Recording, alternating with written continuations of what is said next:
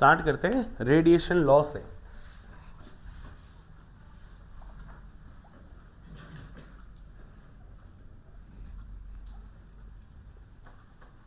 सबसे पहला लॉ आता है बेटा किरचॉफ लॉ। किरचॉफ लॉ क्या कहता है? ये कहता है एक रेशो होता है किस किस का, स्पेक्ट्रल एमिसिव पावर और किसका, एब्जॉर्प्टिव एमिसिव पावर। अब एप्सिलॉन लिखते थे, एमिसिविटी होता था, एमिसिविटी की जगह हम एमिशन स्पेक्ट्रल पावर बोले तो मतलब पर्टिकुलर वेवलेंथ रेंज के लिए एक जो पावर होती है वो, और पर्टिकुलर आपकी absorptive power for range of lambda, इन दोनों का रेशो हमेशा कांस्टेंट होता है। और ये कांस्टेंट आपका emissive spectral power for perfect black body के लिए at the same temperature same होता है। इसका मीनिंग समझते हैं, देखो गौर से। हम इसको एप्सिलॉन लिख लेते हैं, एप्सिलॉन लैम्डा, क्लियर। इसको हम बोलेंगे स्पेक्ट्रल एमिसिव पावर, इसको हम बोलेंगे absorptive emissive, absorptive spectral power.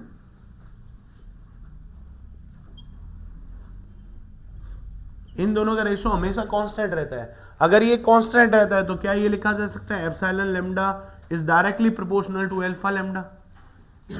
समझे नहीं समझे? ये कर रहा है एमिट, ये कर रहा है एब्जॉर्ब, तो good emitter can be considered as good absorber. नहीं समझे? कैन बी कंसिडर्ड, समझे नहीं समझे? नॉट ऑलवेज, नॉट ऑलवेज, ठीक है। उनके लिए अलग थ्योरी होती है। लो टेम्परेचर पे जो गुड एमिटर है वो बैड एब्जॉर्बर होगा, एट हाई टेम्परेचर पे जो गुड एमिटर है या फिर गुड एब्जॉर्बर है वो बैड एमिटर होगा। ये सब अलग अलग चीजें हैं, ठीक है। एक पर्टिकुलर टेम्परेचर पे और पर्टिकुलर वेवलेंथ रेंज के लिए ये चीज पॉसिबल है। इसने बोला है ना कि ये जो लैम्डा के बारे में बात कर रहे हैं हम, ठीक है, ये चीजें इस तरीके से चेंज होती है, कांस्टेंट रहती है, ये रेशो सेम रहता है हर एक के लिए। तो आप ये बोल सकते हो कि सर अगर मैं रेड लाइट के लिए बोलूं तो एप्सिलॉन लैम्डा 1 अल्फा लैम्डा 2 1, दूसरी लाइट के लिए भी ये रेशो क्या रहेगा, सेम रहेगा, तीसरी लाइट के लिए भी ये रेशो क्या रहेगा, सेम रहेगा। समझे नहीं समझे? ये हमेशा सेम चलेगा, ये इसी रेशो में चलता रहेगा। क्लियर और नॉट क्लियर है? इतना ज्यादा यूजफुल लॉ नहीं है ये, बट ये पूछा जाता है इसलिए नोट कर रहे हैं हम, ठीक है। सेकंड हेडिंग डाल लो, स्टीफन बोल्ट्जमान लॉ। सेकंड लिखते हैं स्टीफन बोल्ट्जमान लॉ। सुना है स्टीफन बोल्ट्जमान के बारे में? बोल्ट्जमान कांस्टेंट सुना है ना? वो लगे ये अलग है, नोट करो फटाफट, नोट करो, फिर ये करते हैं नेक्स्ट लॉ। आओ स्टीफन बोल्ट्जमान लॉ समझते हैं क्या होता है, ठीक है। स्टीफन बोल्ट्जमान कहता है कि किसी ब्लैक बॉडी के लिए जो एमिसिव पावर है पर यूनिट एरिया वो हमेशा टेम्परेचर की 4th पावर होती है। स्टीफन बोल्ट्जमान लॉ लिख लेते हैं सेकंड। इसने बोला कि एमिसिव पावर, ठीक है, इधर ध्यान दो, emissive power per unit area is directly proportional to temperature absolute power 4 for a black body. समझे मेरी बात? For a black body where T is absolute temperature. Absolute temperature का मीनिंग क्या है? केल्विन में होना चाहिए, बस ये ध्यान रखो। अब इसको आप डब्बे में बंद कर लो, स्टार की पावर इनफाइनाइट लगा लो और लिख दो मैं गलती करूंगा।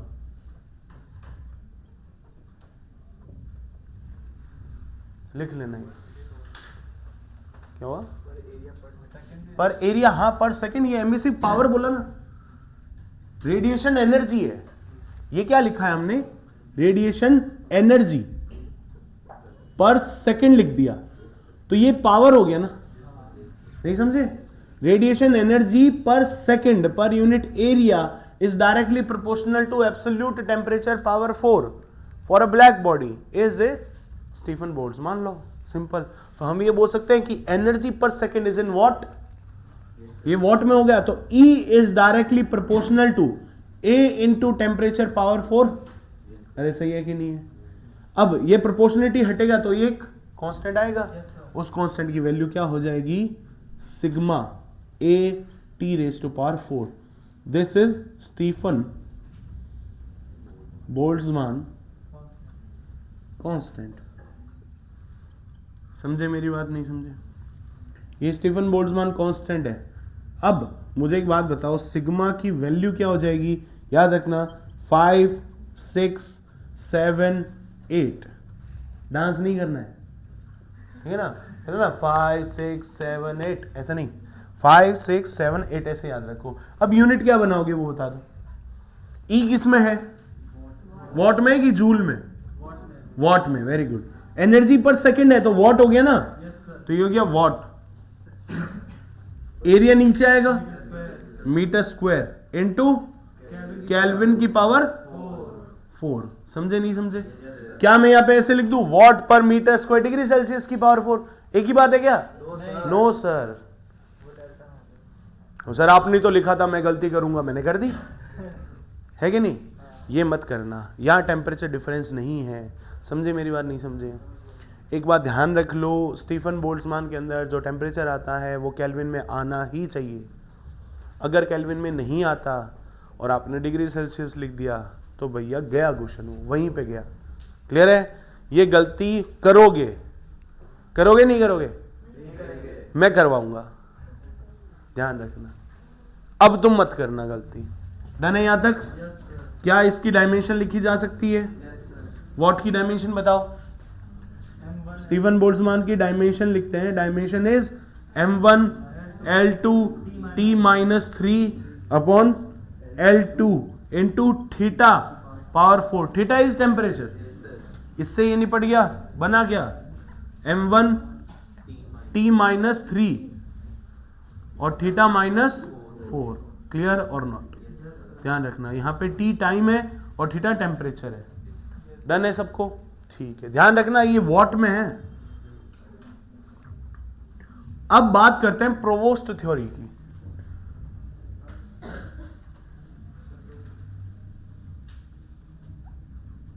प्रोवोस्ट थ्योरी हमने पढ़ी है, लिखा था हमने, जो स्टार्टिंग के अंदर हमने रेडिएशन के अंदर कुछ लॉज लिखे थे या रेडिएशन के अंदर कुछ स्टेटमेंट या नोट पॉइंट लिखे थे, उनमें से एक है। ये क्या कहता है, एट एब्सोल्यूट 0 केल्विन को छोड़ दो, एब्सोल्यूट 0 केल्विन को छोड़ दो, उसके अलावा जो भी बॉडी है वो रेडिएशन देती है।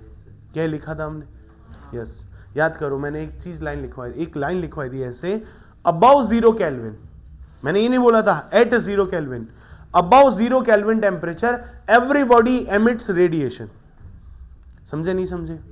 और इस पे हमारी एक डिबेट भी चली थी, याद करो, मोबाइल यूज करना चाहिए नहीं करना चाहिए। रात को अपने कमरा एकदम डार्क हो रखा है और हम मोबाइल यूज कर रहे हैं, ये सही है कि गलत है?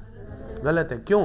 According to Prevost theory mobile को रात को यूज करना सेहत के लिए बहुत हानिकारक है, according to Prevost theory. Prevost theory क्या कहती है? स्टीफन बोल्ट्जमान को यूज कर सकते हो आप। स्टीफन बोल्ट्जमान हीट ट्रांसफर में बताता है हर बॉडी जो 0 केल्विन से ऊपर है वो हमेशा रेडिएशन प्रोवाइड करेगी। अब एक बात बताओ, डार्क रूम है, मतलब रूम का कोई भी अप्लायंसेस नहीं चल रहा है और आप मोबाइल यूज कर रहे हो, और रात में जो भी आप मोबाइल यूज कर रहे हो उसका जो रेडिएशन है वो डायरेक्ट आपके यहां पे जा रहा है, नहीं जा रहा, और सारा का सारा आपके न्यूरॉन्स खा रहा है, वो न्यूरॉन्स खत्म कर रहा है, तो आपकी सोचने की क्षमता कम हो जाती है। समझ पा रहे हो? अगर आपको मोबाइल यूज करना ही पड़ जाए तो रात को लाइट यूज करके करो, लाइट जला के करो अच्छी खासी। समझ रहे हो? क्यों? क्योंकि अगर आपने लाइट यूज कर ली, अब लाइट यूज करने से उसका भी रेडिएशन आ रहा है और आपका मोबाइल का भी रेडिएशन आ रहा है, तो दोनों में से कौन सा रेडिएशन ज्यादा पावरफुल है? तो वो क्यूमुलेटिवली थोड़ा कम हो जाएगा, खत्म नहीं होगा, खत्म नहीं होगा, कम हो जाएगा। समझे मेरी बात, नहीं समझे? इसी का एक और एग्जांपल ले सकते हो कि अगर आपने मोबाइल को बाहर यूज किया, ठीक है, सनलाइट में यूज किया, अब सन हाई टेम्परेचर पे कि आपका मोबाइल हाई टेम्परेचर पे? सन हाई टेम्परेचर पे है, तो सन 0 केल्विन से ऊपर है, according to Prevost theory it will radiate emission. समझे नहीं समझे? वो रेडिएशन करेगा और आपका मोबाइल भी रेडिएशन करेगा, तो दोनों का cumulatively heat transfer, net heat transfer कितना है? Sigma into A into T raise to power 4 minus T raise to power 4। समझे मेरी बात? नहीं समझे? दोनों का हीट ट्रांसफर हो जाएगा, इसलिए मोबाइल को रात को यूज नहीं करना चाहिए। क्लियर है? चलो देखते हैं इसके आगे। हटा दो इसको या फिर इसको प्रोवोस्ट थ्योरी लिखते हैं। मान लेते हैं एक बॉडी है, बॉडी एट टेम्परेचर टी है, ठीक है, और सराउंडिंग, सराउंडिंग समझते हो? सराउंडिंग क्या होता है? Environment. Surrounding at temperature T not मान लेते हैं, मान लिया। अब दोनों ही 0 केल्विन से ऊपर है। इसने कह दिया टी इज 0 केल्विन और T not is 0 kelvin. Okay नहीं है, ये 0 केल्विन है। क्लियर? चलो, दोनों 0 केल्विन से ऊपर है तो रेडिएशन करेंगे नहीं करेंगे? बिल्कुल करेंगे। तो नेट ही, अच्छा रेडिएशन पहले लिख देता हूं, रेडिएशन एमिशन बाय बॉडी कितना हो जाएगा? Sigma A T raise to power 4। नहीं समझे? और अगर रेडिएशन एमिशन बाय सराउंडिंग आपकी बॉडी के ऊपर कितना करेगा वो? Sigma same area T naught raise to power 4। तो नेट हीट ट्रांसफर कितना हो गया? हीट एक्सचेंज लिख देते हैं ताकि आप एक्सचेंज से समझ जाओ कि सर ये हायर है कि ये लोअर है, ये लोअर है कि ये हायर है, कौन सा है हमें नहीं पता।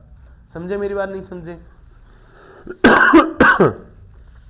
आपकी बॉडी ये हीट ट्रांसफर कर रही है रेडिएशन के मामले में, और सराउंडिंग बहुत ज्यादा गर्मी है आज, ऐसे समझ लो। क्लियर? तो सराउंडिंग और ज्यादा हीट डेवलप कर रहा है, तो आपको गर्मी लगेगी ना, तो हीट एब्जॉर्ब कर रहे हो। नहीं समझे?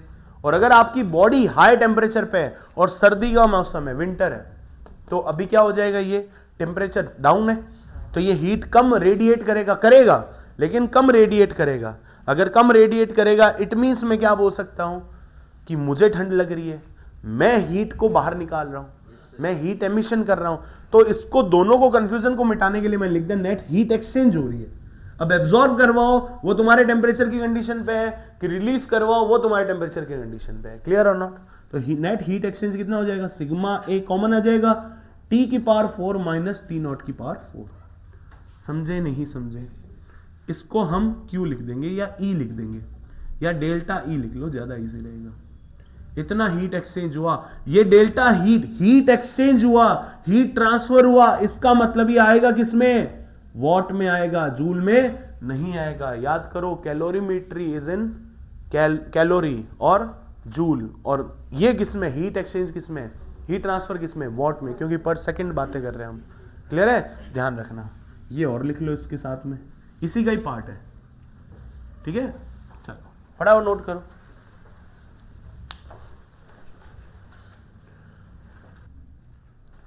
अब देखो, ये तो था ब्लैक बॉडी के लिए, राइट? अब एक्चुअल बॉडी के लिए बात करते हैं। ये हटा दो।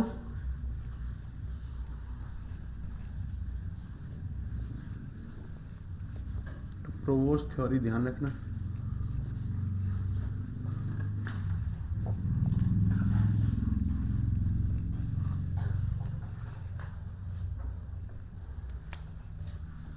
देखो, फॉर ब्लैक बॉडी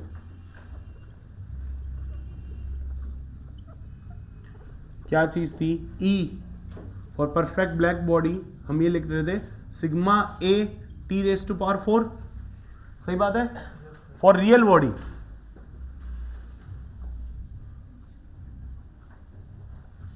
क्या हो जाएगा? E for real body is equal to epsilon sigma A T raise to power 4।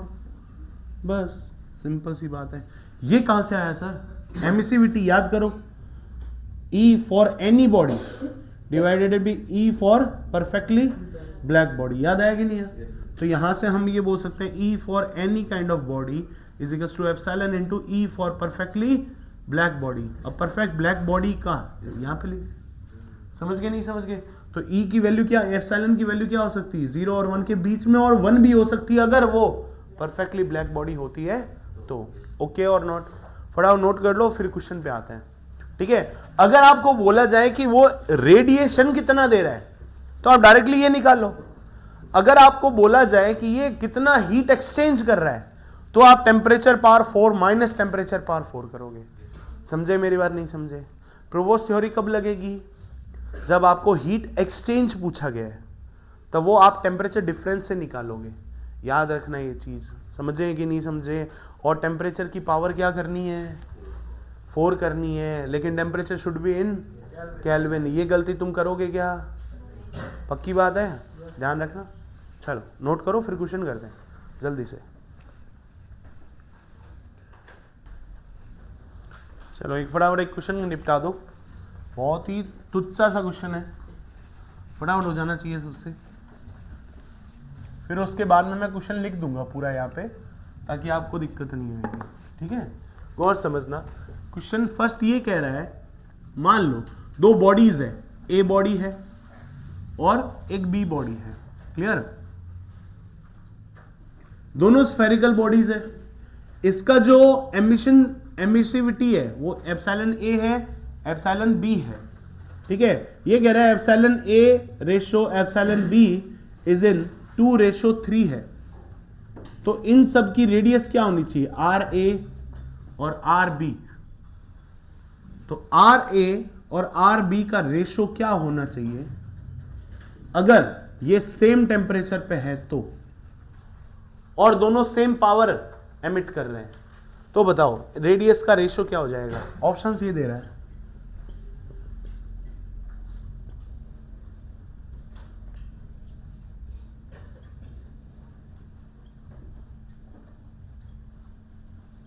जल्दी से बता दो क्या आएगा आंसर।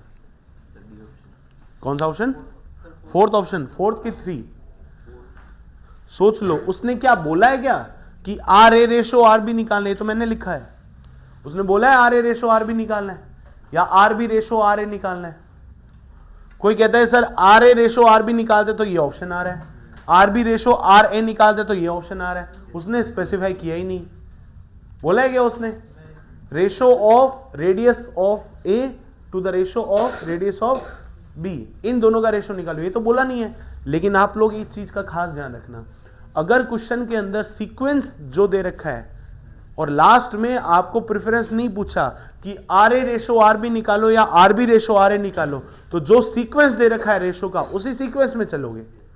यहां पे epsilon A ratio epsilon B दे रखा है, तो इनका रेशो क्या है? 2:3। तो आप भी रेडियस का रेशो पूछा है ना उसने, जबकि आंसर आपके पास में दोनों हो सकते हैं। अभी मैं बोल दूं कि ratio of both the bodies, ratio of radius of both the bodies will be.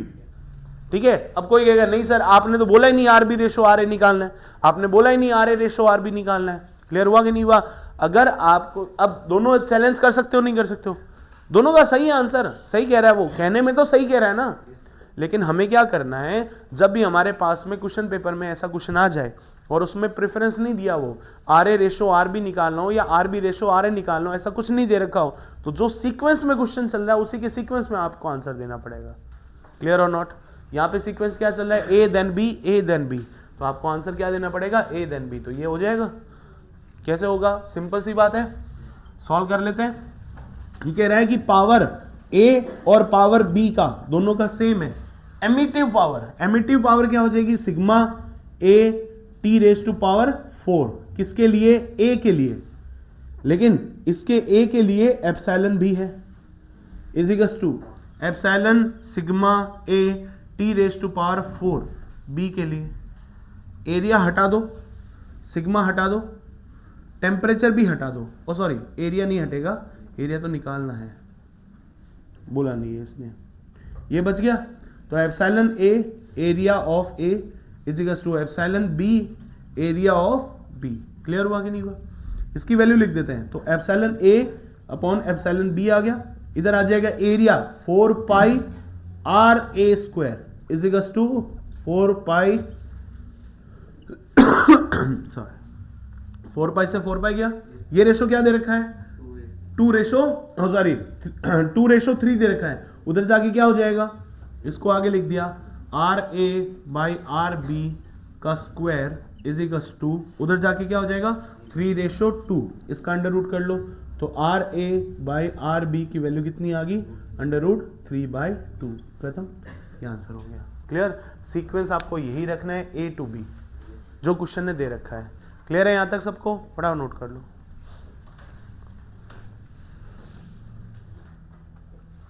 हो गया ये वाला? नेक्स्ट करें क्वेश्चन। ये हटा देता हूं, सेकेंड क्वेश्चन लिखते हैं।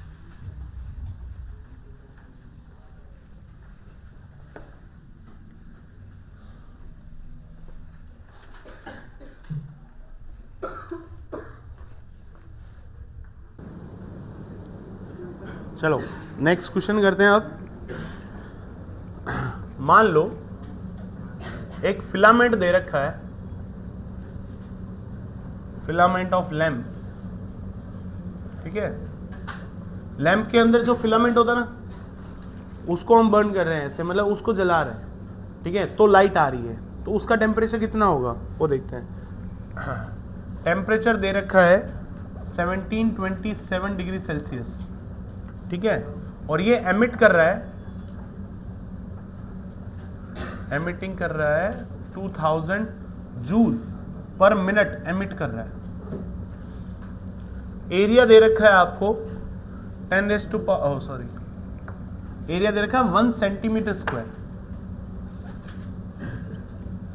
ठीक है। और इसकी एमिसिविटी पूछी है, ठीक है। स्टीफन बोल्ट्जमान कांस्टेंट आपको पता है 5.67 10⁻⁻8 वाट पर मीटर स्क्वायर केल्विन 4 होता है। और रूम टेम्परेचर दे रखा है 27 डिग्री सेल्सियस, क्लियर। और इसने पूछा है एमिसिविटी निकालो। अब इसकी एमिसिविटी कैसे निकालोगे, गौर से देखो, ठीक है। सबसे पहले हम एमिसिविटी निकालना चाह रहे हैं, तो टेम्परेचर किसमें दे रखा है 1727 डिग्री सेल्सियस, तो हम इसमें तो रखेंगे नहीं, 273 ऐड कर लेंगे, कितना हो जाएगा ये टोटल 2000, ये हो गया 2000 केल्विन। ये होना चाहिए, वो जो वैल्यू मैंने दे रखी थी वो खराब थी वैल्यू। टोटल इसकी पावर 4 करना या 27 की पावर 4 करना वैलिड नहीं है। अब आप टी रूम की वैल्यू ले रहे हो, वो कितना है 27 डिग्री सेल्सियस प्लस 273 कर रहे हो, कितना आ जाएगा 300 केल्विन है, क्लियर। इसको हम यूज नहीं करेंगे। क्यों नहीं यूज करेंगे? क्योंकि इसने बोला है कि एप्सिलॉन निकालना है, किसका, इस बॉडी का निकालना है। क्लियर हुआ कि नहीं हुआ? ये बॉडी कितना एमिट करी है, E is two of body कितना हो जाएगा एप्सिलॉन A T की पावर 4। हीट एक्सचेंज थोड़ी पूछा है इसने, हीट एक्सचेंज नहीं पूछा, पावर नेट आउटपुट नहीं पूछा इसने बोला ये एमिट कितना करेगा, तो ये खाली इसी की बॉडी आएगी ना। और ये किस में होता है, ये वाली वैल्यू किस में है, वॉट में। याद आया कि नहीं आया? ये वॉट में है, तो इसको वॉट में चाहिए ना। ये कितना दे रखा है 2000 जूल पर मिनट लिखा है क्या मैंने? गौर से देखो, मैंने लिखा है जूल पर मिनट लिखा है, देखो सही बात है, ठीक है, पढ़ा है। क्या यही वॉट होता है? एप्सिलॉन हमें पता नहीं, एरिया हमें पता है 10⁻⁻4 मीटर स्क्वायर। सही लिखा है नहीं लिखा बताओ? 1 सेंटीमीटर स्क्वायर है 10⁻⁻4 मीटर स्क्वायर। टेम्परेचर की वैल्यू कितनी जगह 2000, तो 2 × 10⁻³ की पावर 4 आ जाएगा। अरे समझे नहीं समझे? समझ गए? अब इसको सॉल्व कर लेते हैं। इससे तो ये मर गया और ये हो गया 100, ये हो गया 3, डन।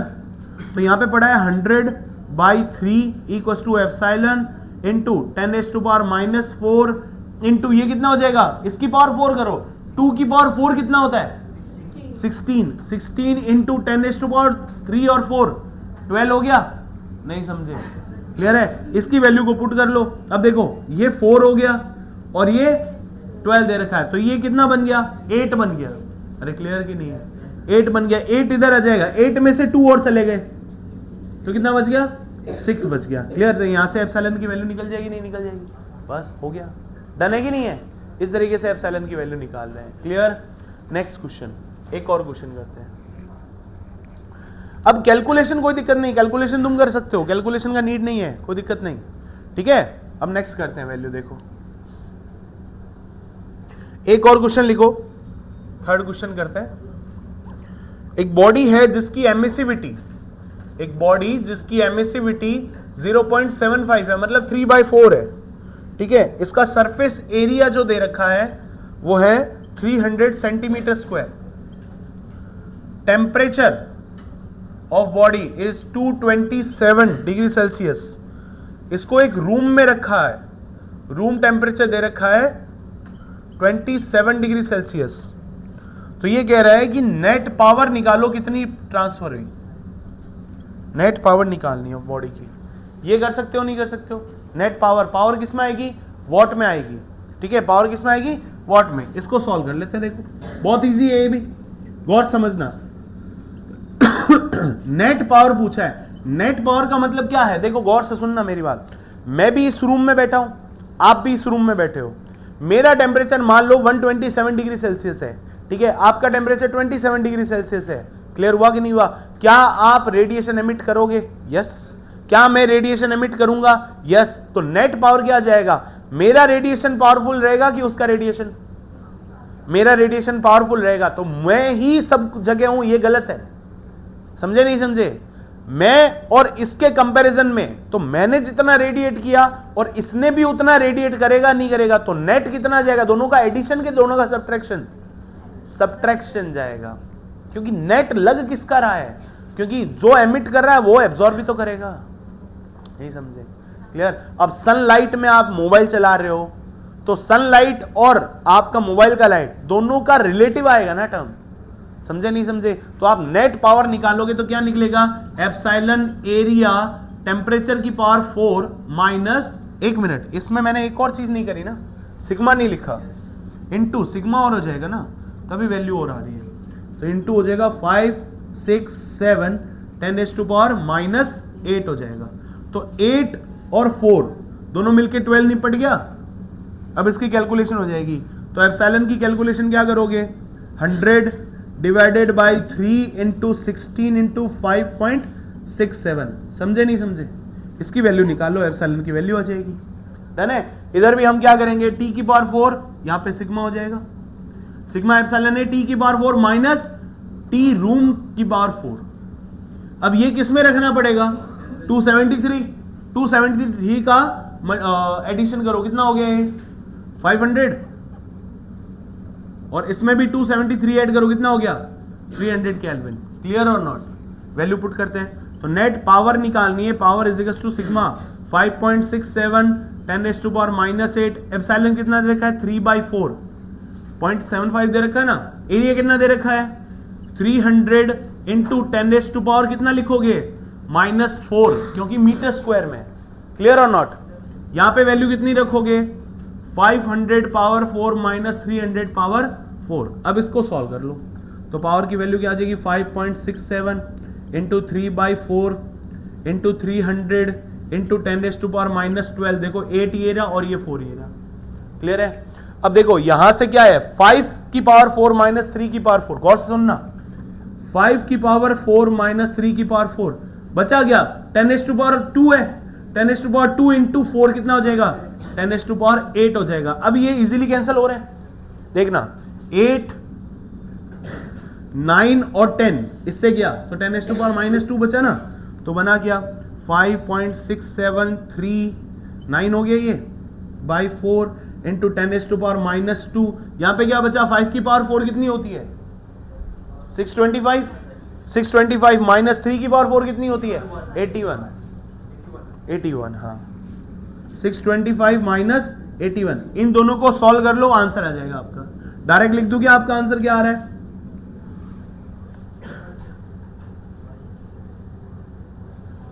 Answer is 69.4 what. ये फाइनल आंसर है। डन? नोट करो इसको, फिर देखते हैं।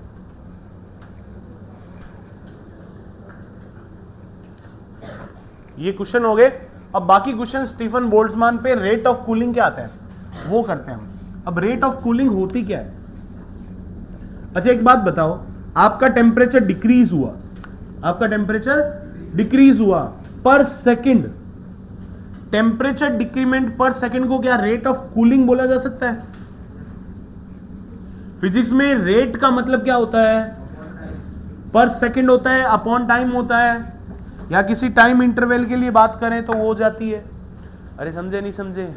आपने बोला सर वेलोसिटी में चेंज की रेट क्या होती है, एक्सेलरेशन होती है, डिस्प्लेसमेंट।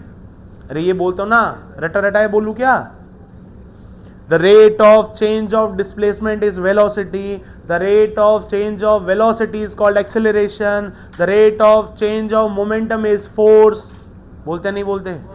वैसे यहां पे रेट ऑफ कूलिंग का मतलब क्या है? टेम्परेचर लो हो रहा है पर सेकंड, तो टेम्परेचर डिफरेंस पर unit time is called rate of cooling, अगर कम हो रहा है तो, और अगर बढ़ रहा है तो रेट ऑफ हीटिंग। समझ गए? तो हम पढ़ रहे हैं रेट ऑफ कूलिंग। देखो गौर से, रेट ऑफ कूलिंग। मुझे एक सिंपल सी बात बताओ, इधर ध्यान दो गौर से। हमने लिखा E इज इक्वल टू जो नेट पावर लॉस हुआ ना, पावर या हीट का जो लॉस हुआ, पावर लॉस बोल सकते हो या फिर हीट लॉस रेट जो हुई वॉट में है ना ये तो, और ये भी वॉट में होगा। तो ये कितना होता है? ये होता है सिग्मा एप्सिलॉन ए टी की पावर 4 माइनस टी नॉट की पावर 4। ये होता है कि नहीं होता? इतना पावर लॉस्ट हो गया। गौर से सुनना, मान लो आपके पास में कोई बॉडी है टी टेम्परेचर पे है और बाहर आउटसाइड का टेम्परेचर टी नॉट है इन्वायरमेंट का। क्लियर हुआ कि नहीं हुआ? अब एक बात बताओ, मैंने ये लिख दिया T is greater than T not, आपका टेम्परेचर इन्वायरमेंट से ज्यादा है, तो आप बाहर हीट निकालोगे नहीं निकालोगे? तो आप कूल डाउन हो रहे हो नहीं हो रहे हो? आपका टेम्परेचर कम हो रहा है नहीं हो रहा? तो इसको क्या मैं रेट ऑफ कूलिंग भी बता सकता हूं? देखो कैसे बताते हैं। मैंने ये लिख दिया, क्या ये हो गया? इसको हम लिख रहे हैं ई। ई है किसमें? मैं यूनिट से बता रहा हूं, what is equal to sigma epsilon A T raise to power 4 minus T naught raise to power 4, right? क्या मैं इसको लिख सकता हूं rate of heat per unit time? तो ये हो गया heat loss per unit time. सही लिखा है नहीं लिखा? अब dq क्या है, किस में होगा? ये जूल में होगा, और ये किस में है? सेकंड में। क्लियर? वॉट को यही तो लिख सकते हो। तो अगर मैं टाइम को यही रखूं और हीट को लिख दूं, तो dq by D T is equal to sigma epsilon A T raise to power 4 minus T naught raise to power 4। अब बताओ, अगर टेम्परेचर इसका डिक्रीज हो रहा है, मैंने क्या बोला? टेम्परेचर डिक्रीज हुआ, मैंने ये नहीं बोला कि ये पिघल गया। मैंने क्या बोला? टेम्परेचर डिक्रीज हुआ। क्या टेम्परेचर डिक्रीज होना सेंसिबल हीट का साइन है? नहीं समझे? अगर मैंने बोल दिया कि एक आइस थी वो पिघल गई, ठीक है, तो क्या ये सेंसिबल हीट है? नहीं, ये लेटेंट हीट है। मैंने ये बोल दिया कि वहां पे मैं कूल डाउन हो गया, मतलब मैं ठंडा हो गया ना, मैं ठंडा हो गया, इसका मीनिंग क्या है? आप सेंस कर पा रहे हो, सेंस कर रहे हो। तो कौन सी कूलिंग है? सेंसिबल कूलिंग है या फिर लेटेंट कूलिंग है? सेंसिबल कूलिंग है। सेंसिबल हीटिंग और कूलिंग एक ही बात होगी ना। हीट कर रहे हो तो बॉडी टेम्परेचर हायर हो रहा है, और अगर आप कूल डाउन कर रहे हो तो टेम्परेचर लो हो रहा है, बस इतना ही फर्क है। तो क्या मैं यहां पे dq को ms डेल्टा टी लिख दूं? लिख सकते हैं नहीं लिख सकते? तो मैंने q को क्या लिख दिया? ms डेल्टा टी, यहां लिख देते हैं ms डेल्टा टी, और ये हो गया time period delta T is equal to क्या बन जाएगा? Sigma epsilon A T raise to power 4 minus T naught raise to power 4। क्या मैं यहां से delta T by delta T लिख दूं? ये वैल्यू आ जाए sigma epsilon A by M into S T raise to power 4 minus T naught raise to power 4। ये बन गया कि नहीं बन गया? ये टेम्परेचर डिक्रीमेंट है कि नहीं है? और ये टाइम है। तो क्या मैं इस टर्म को बोल सकता हूं रेट ऑफ कूलिंग? अरे समझे नहीं समझे? क्या इस टर्म को मैं बोल सकता हूं rate of cooling? Rate of cooling, cooling का मतलब टेम्परेचर डिक्रीमेंट पर सेकंड। तो क्या ये रेट ऑफ कूलिंग हो गया? तो रेट ऑफ कूलिंग का हमारे पास में फॉर्मूला आ गया। क्लियर हुआ कि नहीं हुआ? फॉर्मूला रटने की नीड है क्या? नीड नहीं है। कैसे नहीं है? क्योंकि सर पावर लॉस क्या होता है? स्टीफन बोल्ट्स मान लो, sigma epsilon A T raise to power 4 minus T raise to power 4। इसको क्या करना है? dq बाई dt करना है। dq हम सेंस कर पा रहे हैं, अगर हम सेंस कर रहे हैं तो इसका मतलब सेंसिबल हीट है, ms delta t, ms delta T by delta t. तो delta T by delta t की वैल्यू आ गई हमारे पास में, इसी को हम आगे यूज करेंगे। क्लियर है? अब इस पे क्वेश्चन करते हैं, फटाफट नोट करो फिर क्वेश्चन पे आते हैं। क्लियर है यहां तक? देखो सिग्मा हमारे हाथ में नहीं है, इधर ध्यान दो, सिग्मा हमारे हाथ में नहीं है, नहीं। एप्सिलॉन हाथ में है नहीं है। बॉडी कैसा ले रहे हैं उस पर डिपेंड है। एरिया हमने फिक्स कर दिया, जितना ज्यादा एरिया होगा उतनी ज्यादा रेट ऑफ कूलिंग होगी। सोच के देखो, जितना ज्यादा एरिया होगा उतनी ज्यादा, क्या ये हमारे एक शॉर्ट्स में पड़ा है, जेठालाल देखा है, तो फटाफट नोट करो फिर।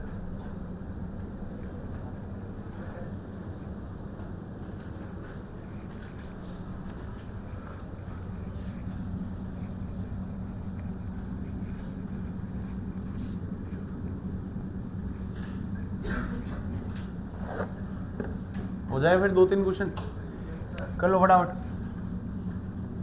मान लो 2 स्फेरिकल बॉडी है, एक बॉडी का नाम रख दो ए, एक बॉडी है बी, ठीक है। इसका मास m मान लो, इसका मास 4m मान लो, ठीक है। और इसकी रेडियस r मान लो, इसकी रेडियस 2r मान लो, ठीक है। चलो फिर इसके बाद में ये टेम्परेचर T पे है, ये भी टेम्परेचर T पे है, इन्वायरमेंट का टेम्परेचर T0 है, ठीक है। ये जो बॉडी बनी हुई है वो कॉपर की है और ये आयरन की है, ऐसे समझ लो, ठीक है। तो इसकी स्पेसिफिक हीट C1 मान लो, इसकी स्पेसिफिक हीट 2C मान लो। समझ गए नहीं समझ गए? इसके बारे में बोल दिया कि मास कितना है, m है, इसका मास कितना है, 4m है, इसका टेम्परेचर कितना है, T है, इसका भी टेम्परेचर T है, रेडियस कितनी है इसकी, R मान ली, इसकी रेडियस 2R मान ली, स्पेसिफिक हीट कितनी है इसकी, C है, इसकी स्पेसिफिक हीट 2C है। क्लियर है? और इसको भी लैंप ब्लैक से कोट कर दिया।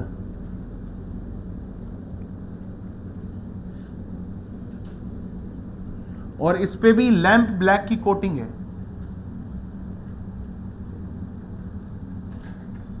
समझे मेरी बात? नहीं समझे? लैंप ब्लैक कोटिंग का मीनिंग क्या है? आपको याद है फेरीज कांस्टेंट, फेरीज थ्योरम या फिर फेरीज ब्लैक बॉडी जो हमने फर्स्ट में पढ़ा था। फेरीज ब्लैक बॉडी का मतलब क्या था? उसमें अंदर हम किसकी कोटिंग कर रहे थे? लैंप ब्लैक की कोटिंग कर रहे थे। तो इसका मतलब मैं ये बोल सकता हूं कि ऑलमोस्ट ये परफेक्टली ब्लैक बॉडी हो सकती है, मानी जा सकती है। तो इसका एप्सिलॉन और इसका एप्सिलॉन सेम हो गया ना? नहीं समझे? अब भैया आप इसको लैंप ब्लैक को 99% करेक्ट मानते हो तो इसका भी एप्सिलॉन 0.99 हो गया, इसका भी एप्सिलॉन 0.99 हो गया। क्लियर हुआ कि नहीं हुआ? मुझे चाहिए कि rate of cooling body A का rate of cooling body B के साथ में क्या रेशो रहेगा, क्या आंसर आएगा इसका, ये निकाल दो फटाफट। कर सकते हो? तुरंत निकाल के बताओ।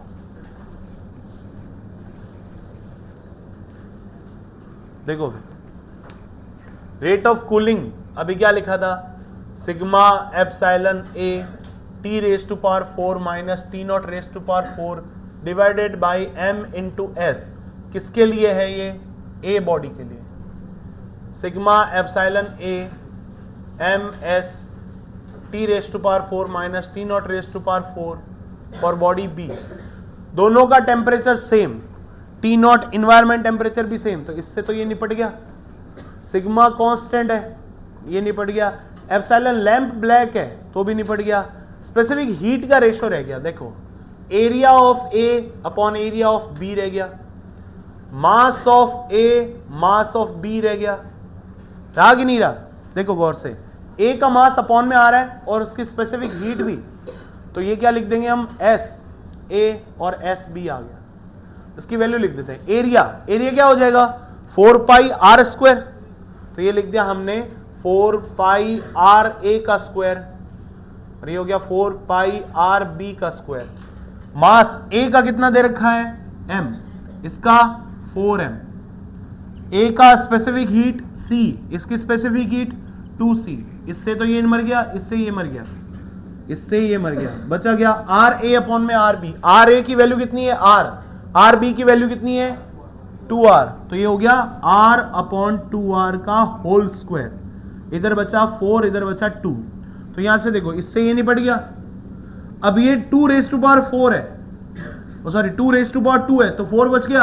1/4 और 4 निपट गया, बचा गया 2। तो आंसर इज 2:1. तो rate of cooling for a और rate of cooling for b is in 2:1. Correct और नॉट? करेक्ट है. थोड़ा नोट कर लो. फिर अगला क्वेश्चन मैं लिख देता हूं, बोर्ड पे लिख देता हूं. ठीक है. इस क्वेश्चन के अंदर जो मैं अब बता रहा हूं क्वेश्चन, उस क्वेश्चन का आंसर आपको मैं पहले से दे दूंगा, लेकिन इंटीजर फॉर्म में आपको निकालना है. क्लियर और नॉट? कैसे आईआईटी में क्वेश्चन आता है ना, अंडर रूट में 3:(n), find the value of n. तो n की वैल्यू अगर मान लो 3:7 आ रहा है अंडर रूट में, तो आपको वो दे देगा √3/√n, find the value of n. What is the value of n? 7. Clear हुआ कि नहीं हुआ? उस तरीके से मैं आपको एक दे रहा हूं क्वेश्चन, उसका पूरा लिख दे रहा हूं, पूरा डिटेल में लिख रहा हूं. उस क्वेश्चन को देखो, फिर उस क्वेश्चन को करो, और तुरंत अभी करके दिखाओगे. क्लियर है? चलो फटाफट नोट करो.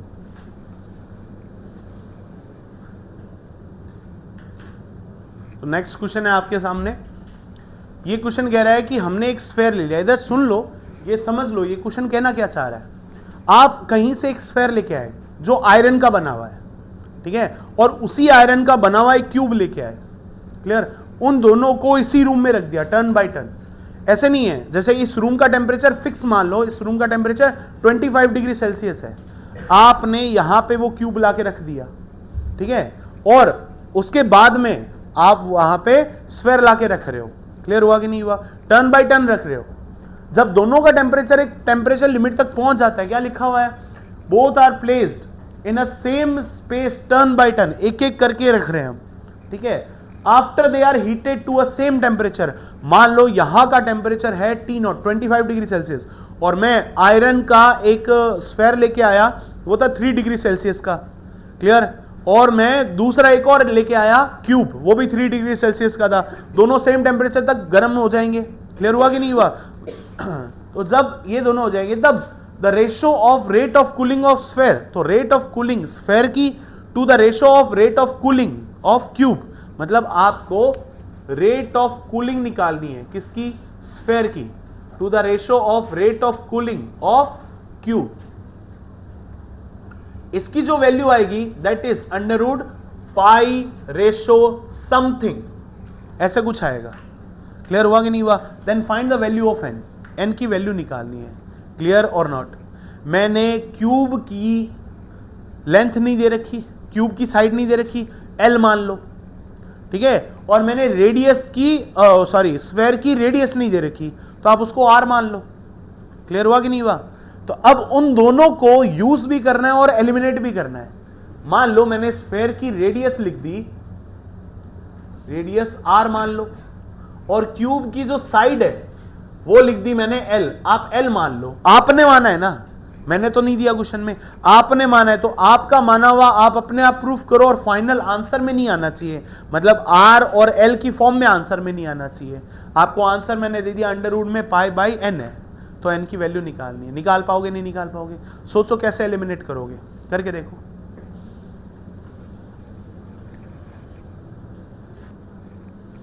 देखो गौर से, हमें निकालना है rate of cooling. Right? Rate of cooling क्या होता है? हमने लिख दिया sigma epsilon a T⁴ minus T⁴ divided by क्या आ जाएगा? m इंटू s आ जाएगा. राइट? ये हो गया स्फेयर के लिए.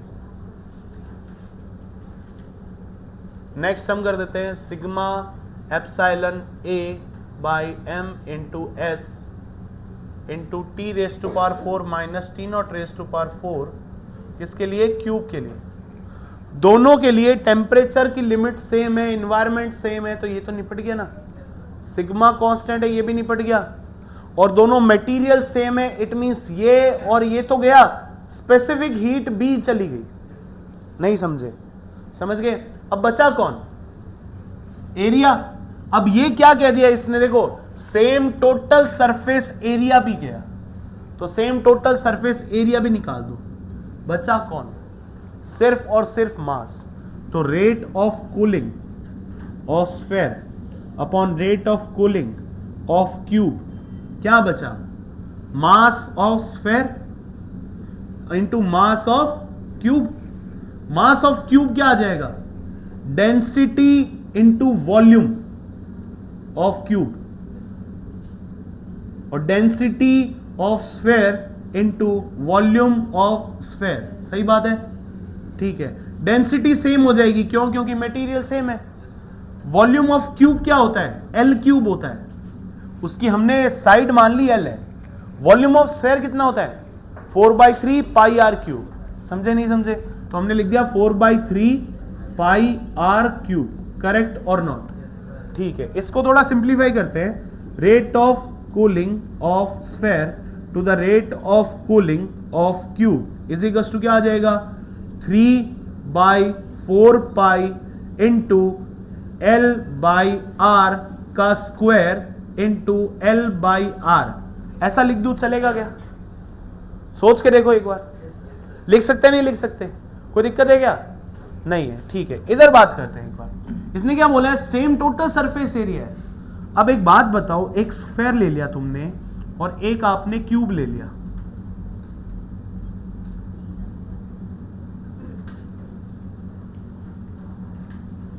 क्लियर? एक ये क्यूब ले लिया आपने। अब बताओ इसका सरफेस एरिया कितना होता है? 4 पाई आर स्क्वायर। इसका सरफेस एरिया कितना होता है? 6 इंटू साइड का स्क्वायर। दोनों सेम कर देंगे, दोनों को सेम कर दो तो क्या हो जाएगा? 4 pi r square equal to 6L square. हमें चाहिए L square by are square, समझे नहीं समझे? यहां से 6 3 टाइम्स, यहां से 2 टाइम्स, तो कितना आ गया? 2 पाई बाई 3 आ गया, L square by are square. इसकी वैल्यू वहां पे रख दो तो क्या आ जाएगा? 3 4 पाई इंटू यहां पे क्या आ जाएगा? 2 pi by 3 into L by R बच गया। इससे ये निपट गया 2 टाइम्स, इससे ये निपट गया। आंसर क्या आया? L/2R। इसकी वैल्यू चाहिए ना। अब देखो, इसको मैंने 1/2 लिख के L/R की वैल्यू लिख दी। अगर L square by are square की वैल्यू हो सकती है 2 पाई बाई 3, तो यहां से मैं लिख सकता हूं L/R की वैल्यू हो जाएगी √2 पाई बाई 3। तो यहां पे वैल्यू लिख देते हैं √ में 2 पाई बाई 3, क्लियर और नॉट? अब ये 2 को √ में भेज दो तो क्या मिल जाएगा? 4। 2 से 4 कट जाएगा 2 टाइम्स, 2 इंटू 3 कितना हो गया? 6। तो क्या आंसर आ जाएगा? रेट ऑफ, यहां लिख देता हूं, rate of cooling upon rate of cooling for sphere and cube is equal to √ में पाई बाई 6। इसको कंपेयर कर लिया हमने, rate of cooling for sphere and cube is equal to √ pi by n से। The value of n will be 6, correct और not? इस तरीके से आंसर है इसका। डन है? क्लियर है सबको? फटाफट नोट करो। फिर हम करते हैं न्यूटन्स रेट ऑफ कूलिंग के बारे में। न्यूटन रेट ऑफ कूलिंग जो हमने डिफाइन की है, अब इसका एक डायरेक्ट ग्राफ बनाना पड़ता है कि अगर हम सर चाय को रख दें तो वो ठंडी रेडिएशन की वजह से जल्दी होगी कि कन्वेक्शन की वजह से जल्दी होगी या कंडक्शन की वजह से जल्दी होगी, कैसे कैसे जाता है? क्या तुमने ऐसी चीज सोची है कभी? पानी जो होता है हमारा, गर्म पानी है, अगर आप गर्म पानी बकेट के अंदर रख देते हो बाहर इन्वायरमेंट में, अभी देख लो सर्दी का मौसम है तो आपने गीजर से पानी निकाला, गीजर से पानी निकाल के एकदम खौलता हुआ पानी है, उसको आपने बाहर इन्वायरमेंट में रख दिया तो वो टेम्परेचर मान लो 80 डिग्री सेल्सियस का है, तो 80 डिग्री सेल्सियस से 40 डिग्री सेल्सियस अगर वो 10 मिनट में आ गया, 10 मिनट में, तो 40 डिग्री से 0 डिग्री तक 10 मिनट और लगेंगे क्या? नहीं, कम क्या लगेगा ही नहीं, 0 डिग्री तक आएगा ही नहीं वो। नहीं समझे? मैंने एक बात बोली, फर्स्ट 10 मिनट में वो 80 डिग्री से 40 डिग्री सेल्सियस तक आ गया, तो अगले 10 मिनट्स में कितना जाएगा नीचे? तुम कह रहे हो सर ऊपर तो 80 से 40 क्या 40, तो अगले में 40 से 0 जाना चाहिए क्या? तो 20 मिनट में आइस बन जाती है क्या हमारे घरों में? नहीं बनती ना। तो कैसे जाता है टेम्परेचर? एक्सपोनेंशियली जाता है। तो रेट ऑफ डिक्रीमेंट क्या होता है? धीरे धीरे होता है। अब आप 40 डिग्री सेल्सियस का रखो तो 20 तक बहुत धीरे धीरे जाएगा, 20 से 10 तक आने में बहुत टाइम लेगा, 10 से 9 होने में बहुत ज्यादा टाइम लेगा। समझ पा रहे हो नहीं समझ पा रहे हो? इस बात के ऊपर फिलोसॉफी की एक बात बोली गई है। उसेन बोल्ट से पूछा गया कि आपने जब वर्ल्ड रिकॉर्ड बनाया था तब आपने वर्ल्ड रिकॉर्ड कैसे बनाया? तो उसने कहा कि मेरा जो रनिंग टाइम है उसका world record I guess 8 point something कुछ होगा, 8.6 मान लो, 8.5 मान लो, मोटा मोटा एक बात मानते हैं, ठीक है 8.5 है। वो कह रहा था कि मेरा जो रनिंग टाइम है वो 12 सेकेंड्स था, 12 सेकंड्स को मैंने एक साल में 9 सेकंड तक लिया है, मैं सिर्फ एक साल की मेहनत से। क्लियर हुआ कि नहीं हुआ? लेकिन 9 सेकंड से 8.5 सेकंड तक आने में मुझे 3 साल लग गए। समझ पा रहे हो मेरी बात? नहीं समझ पा रहे हो? तुम्हारे मार्क्स अगर 400 के आसपास आ रहे हैं, नीट के अंदर बात कर रहे हैं, 400 के आसपास मार्क्स आ रहे हैं, तो तुम्हें 600 लाने में जोर नहीं आएगा इतना। चलो 700 लाने में भी जोर नहीं आएगा। तुम्हें 700 मार्क्स लाने, 400 से 600 लेके आए, 600 से 700 लेके आए, ठीक है, 700 लाने में तुम्हें 3 महीने लग गए, मान लो 4 महीने लग गए, तो क्या मैं एक्सपेक्ट कर सकता हूं आप 700 में से 720 में से 720 भी ला सकते हो? यस, लेकिन 700 से 720 लाने में ना पूरा साल लग जाएगा। समझ पा रहे हो नहीं समझ पा रहे हो? तो ये ग्राफ कैसे जा रहा है? ऐसे जा रहा है क्या? फिक्स जा रहा है क्या? नहीं, एक्सपोनेंशियली डिक्रीज हो रहा है। तो इनका रिलेशन एक्सपोनेंशियली आता है, उसको हम रेट ऑफ कूलिंग बोलते हैं। वहां से हम 2 स्टेटमेंट लिखेंगे। क्लियर हुआ कि नहीं हुआ? उसके बाद में Wien's displacement law, then some questions, then heat transfer over. Clear और नॉट? क्लियर है? फटाफट नोट करो इसको, बाद में बात करते हैं।